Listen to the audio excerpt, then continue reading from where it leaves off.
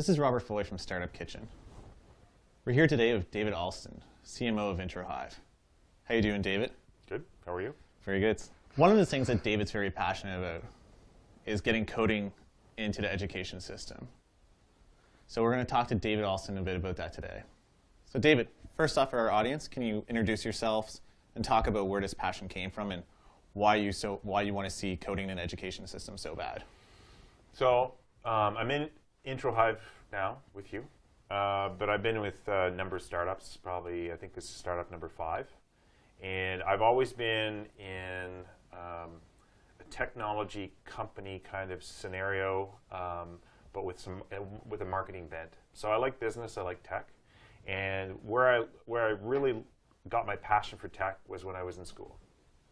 It was grade 8, and I had a chance to start working on Commodore CBMs, and I started doing a little bit of basic programming, and then I bought a VIC-20, and then I saved up money and bought a 64. And You're dating yourself now. I know I'm dating myself. But I really got into coding, and I ended up coding all the way through school. Every summer, I put myself through university. I started in engineering, but I switched to business. Again, it was back and forth. Love tech, love marketing, love business. And so that really kind of kicked my career off, was being able to be exposed to computers back in school. It really was a great outlet for me for creativity. And I always said was, there was a few things in the world where you could literally try something, and if it screwed up, no problem, shut it off, turn it on. That's what you did back then. As opposed to today, you just, whatever, Control, Alt, Delete. But yeah, there was nothing like that. It was so cool because everything else, if you did something you screwed up, it cost you money or you break something, but you never broke it. And you could just be creative over and over again and try to solve problems. So that's my passion. That's why I definitely, for me, that was my career. And that's the reason why I think every kid now should have a chance at least to be exposed to coding as a way to see if it's an outlet for their creativity or a chance for them to learn how to solve problems or just seeing the kind of the cool careers that you could have within tech, for that matter. So what are you doing to actually solve this problem? What are you doing to try to get coding into the education system? So the good news is that I'm not the only one that thinks this is a good idea. The more I talk about it, the more people come out of the woodwork and literally saying, yeah, I wish we could do that too. I wish my school did that. Or we have a teacher that's teaching, and it'd be great if we got more support, or all kinds of stuff. And then there's a lot of initiatives in the industry where, like the MBITC has we have 50 volunteers that are willing to go into schools and be mentors. And that's just getting started, because I don't even know that that's been promoted enough, because I think there's probably even more than that. But the first, bam, we had 50 just like that, which is awesome. There are organizations that are doing various things in Nova Scotia and in New Brunswick, whether it's comp camps or Science East, looking at rolling out camps here. So there's a real interest in helping kids learn, and I think there's a real interest in helping the school system adopt coding again. It was in the school system when I was in school, and then once the whole Windows thing came along, and it was a PowerPoint and Word, and it was like all about apps, the entire school system switched over to apps, and we kind of dropped coding as a kind of a core thing that every kid got to learn. And I think we lost something when that happened. Absolutely. So you mentioned industry there. Yeah. How are you getting industry to actually help out? What are you hoping industry can actually contribute to having mentorship you mentioned and whatnot with getting the coding into the education system? So a lot of your viewers are probably familiar with code.org. And so this is an international global movement. And I just think it's great, and a lot of people here think it's great as well. So people in the industry, whether they're coders or they're working at startups or they're working in companies, and they've done coding in the past, or they want their kids to be exposed to coding, there's a lot of people that really want to see this happen, that want to see it go in. And so from an industry's perspective, it's really about finding people that have coding somehow, or tech, or they're working with coders in their careers, and getting them exposed, giving them a chance to explain what kind of careers that they have. See, what's happened is the curriculum, because it switched over to apps and got away from coding, a lot of kids, when they get into these courses, so there's 2 courses. In middle school, it's called MSTE, or Middle School Technology, some education, I think, or something like that. And then in high school, it's called BB Tech, or Broad-Based Technology. Okay, so there's like 5 years of where there's a course that is, you know, given the title Tech, but Tech typically has nothing to do in 99% of schools to do with coding. And so what happens is the students actually see Tech as, you know, PowerPoints and Word and all this other stuff, and it really hasn't been given a lot of attention. So a lot of times kids already know that stuff, so they get to this course and it kind of is boring. They're bored out of their tree. And so they get this impression that tech is boring, that tech is PowerPoint and Word. And you and I know that tech is really cool. Startups and all the stuff that you can build with it has nothing to do with all that stuff. Or it maybe has a small part to do with it. But coding is such a cool thing, and kids just don't see that. So the fact that code.org is putting together those videos, like a lot of us have seen, you know, and it's showing like all these different people that many of them know, you know, from Zuckerberg to Gates and all that stuff, talking about, you know, their careers and the types of companies that they can work for is really amazing. And really, it's like, how do we do that here on a local basis so that kids can see this and it's happening here? Because as you know, startup scene here in New Brunswick has never been as it's the biggest it's ever been. I mean, we had that pocket back in the .com days, but it's way bigger now. At the same time, kids going into tech in UND and remote enrollment is going down. And demand is way up here for hiring devs and people that know tech. So we need to change that. And I think the one way to do that is to get right back into the schools and get them while they're in middle school, even and get them in elementary, so the kids see this and it becomes part of their thinking. And so when they get to school, when they get to, you know, high school and they start picking courses and they decide where they want to do for a career, going into programming, going into engineering, going into all these types of science kind of things is something they're like, yeah, that's something I'd look into. Because right now, it's not something they look into in a lot of cases, and it's a shame. So what kind of programming languages and like what kind of like curriculum are we actually going to give to the children so they can get hooked early? Yeah. So again, so fortunate that we have kind of the code.org movement and its relationship to MIT, right? MIT created, I think it was around 13 years ago, created this programming language called Scratch. And you know what?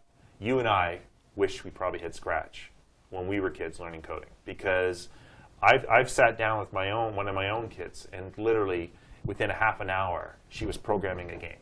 It was that simple to, you know, drag and drop. And so a lot of the concepts, a lot of the command sets that you would typically see in any language have been created in Scratch in such a way that it's all visual. And it's so easy for a teacher to learn how to use it and then start, like, you know, open it up for the kids to use it. And it's so easy for kids to just grab these concepts. And look, some are going to be have the aptitude to kind of maybe go with it and just like take off with it, while others may have a little bit more instruction and have to kind of break through like a barrier in terms of how they're thinking about stuff. I'll give you an example. I went into a class of 20. They were grade 6ers in Oromocto, and they'd been using Scratch for 3 weeks. I had a chance to go around and kind of say, you know, any kids want to show me what you've done with Scratch in terms of what you've built in the last couple of weeks? And half the class was not really interested in showing anything. And maybe that's typical, you know, whenever it's any subject, you know, half are like it, half don't, which is fine. The next quarter of the class, 25% of them, so like 5 students, they had done some really cool stuff with Scratch, but it was all linear. It was PowerPoint-ish, if you want to call it, right? So they hadn't broken through that, wait a minute, it can go in any direction. I can make it interact. I can, right. You know what I mean? Like that kind of, it was still linear. But that's easy for the teacher if, you know, ask the right questions. What if you did this, or what if you did that? And they're like, oh, really? I can do that? Yeah. And they're, oh, really? And it might break them out of that paradigm. So you're also trying to share this journey that you're on right now through a documentary. Yep. Can you talk a little about this documentary? Yeah. So working with, there's a bunch of us that are kind of like, how can we work together with Greg Hemmings and the Hemmings House Pictures folks. I've done work with them on another documentary recently, and they do wonderful, wonderful work. And when I saw how they did the documentary called on Sistema NB, which is around how do we get this really unique music program in the school system, and they kind of borrowed from Venezuela and how they were doing amazing stuff there. It was like, how can we do this? And they followed basically they followed the puck, of the story for a couple of years, and they hoped for a happy ending. And in some ways, by following the story, you can potentially get that happy ending, because people can see, kind of as you're sharing this information, they can see the value and they want to be part of it. It's a way to kind of capture milestones as you go. So what we're going to be doing, and we shot the first chapter of this story a couple of weeks ago, and we got some interviews with teachers and all that support that I mentioned earlier. We're going to be following that, and we're going to be putting out chapters of this story. And frankly, I'm really hoping that we can write, it's going to be a short story. I don't want this to be like 100 chapters, 10 years from now, we're still shooting the documentary. I'm hoping that we can follow a same path as the UK. I would love to see, and I've seen some encouraging signs from the top and certainly from the grassroots level, that it could be possible, especially if we do some pilots this year, which it's possible we're going to be able to do, both in New Brunswick and in Nova Scotia, with these teachers that want to take a shot at this. If we get some great data, we get some great feedback, parents start to understand what a value this is, want their kids, why can't we do it in our schools, and that support's there. The education system already knows it needs to overhaul those two courses I talked about. It already knows that. And so if we have the help there, we have the teachers, we have the feedback, we have the results, and we see how kids really kind of grab a hold of this, and we can see those early results, I really think that this documentary will show that we'll have a really happy ending, maybe in 2014. Maybe it'll be 2015, but I'm really hoping for 2014. So, it's excellent. I hope that journey does happen for sure. I'm hoping so. I hope we have another interview a year from now, and I'm saying, here's the journey is over, and we have a great story, and it was a happy ending. So that'd be awesome. Final words. What advice would you give to any kids or anyone who's just watched this interview? And you're like going, you know what? I want to learn coding. I want to get jumped into this. How do I do it? Well, I usually point people to, and I know there's a number of them out there, but like Code Academy at code.org. I mean, it's really great. I have a friend of one of my other children, and that's how he got started. He saw the video, the code.org video, got really super excited, thought it was really cool, and then just got into Code Academy and just started, going through the various things, and it teaches you, and I think he's on to maybe 4 or 5 different languages now, and it's only been maybe 8 months. But he kind of found that this is kind of his thing. He kind of likes it, and he's thinking about going into programming or coding, which is really great. So, it really, years ago, it would have been harder maybe to get at this, and you've seen it, computers and, all the technology you walk around, is the layer of creativity and the app layer or the operating system layer.